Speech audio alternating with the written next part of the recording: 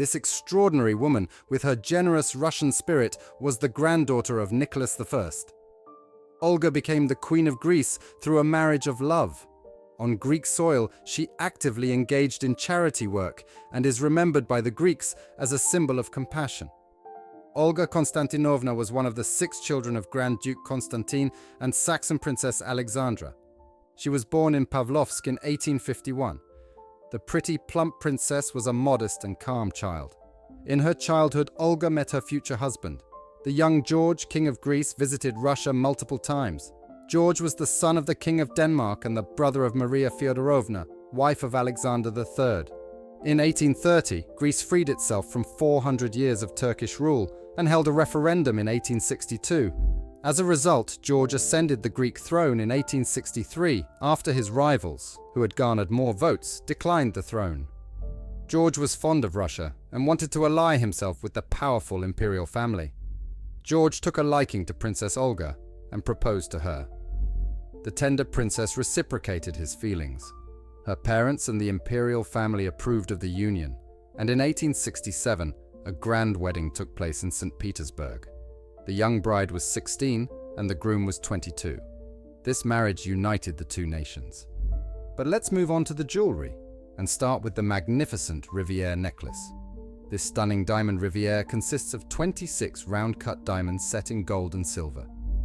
It was crafted around 1860 in honor of her wedding.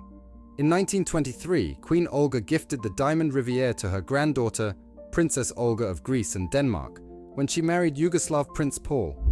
The bride wore this very piece on her wedding day. Princess Olga often wore the Rivier paired with a diamond tiara at official and formal events.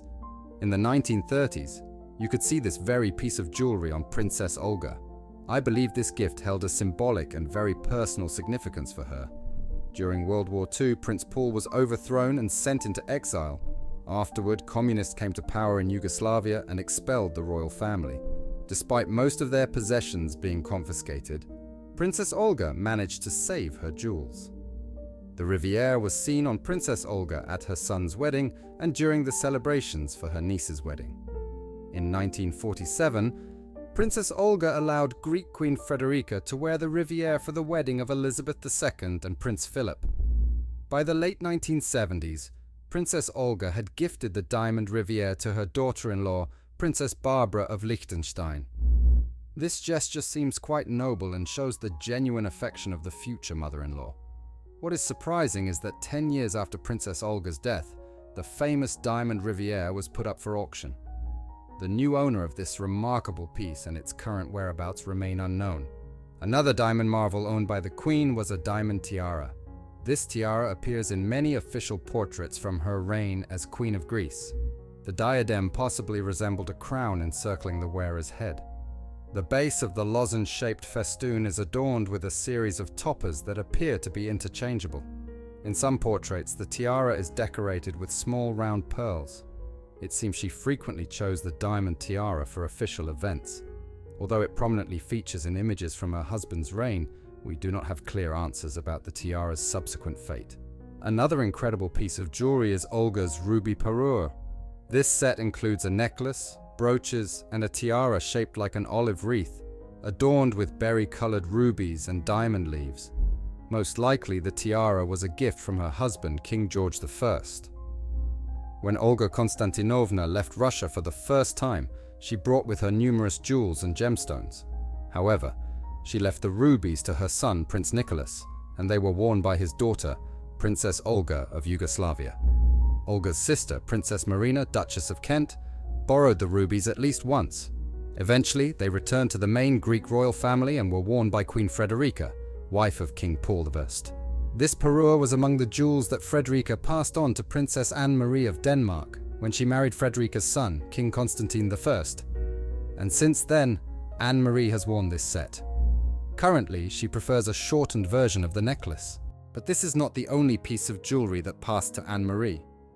In addition to the rubies, after her marriage, Queen Olga brought with her from Russia a magnificent set of cabochon emeralds of various sizes. Before these stones became part of a complete set, she often used them in other jewelry.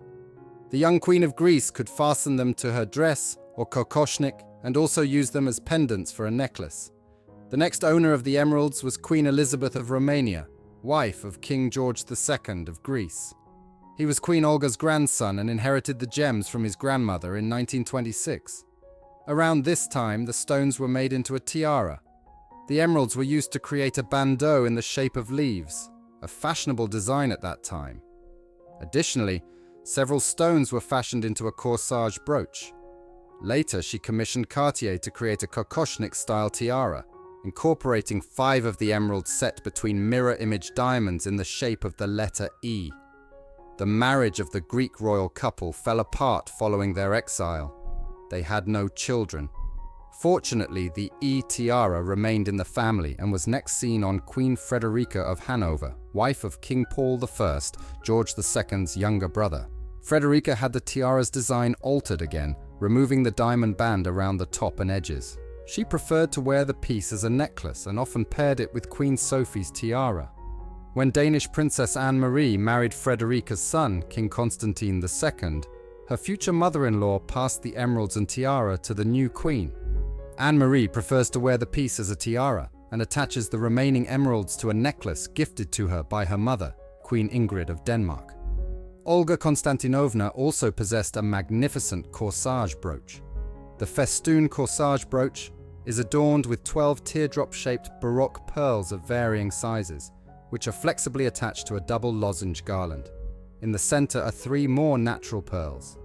The caps of the pearl drops, intermediate parts, ornaments and leaves are lavishly encrusted with cushion-cut diamonds and round, brilliant-cut diamonds of different sizes.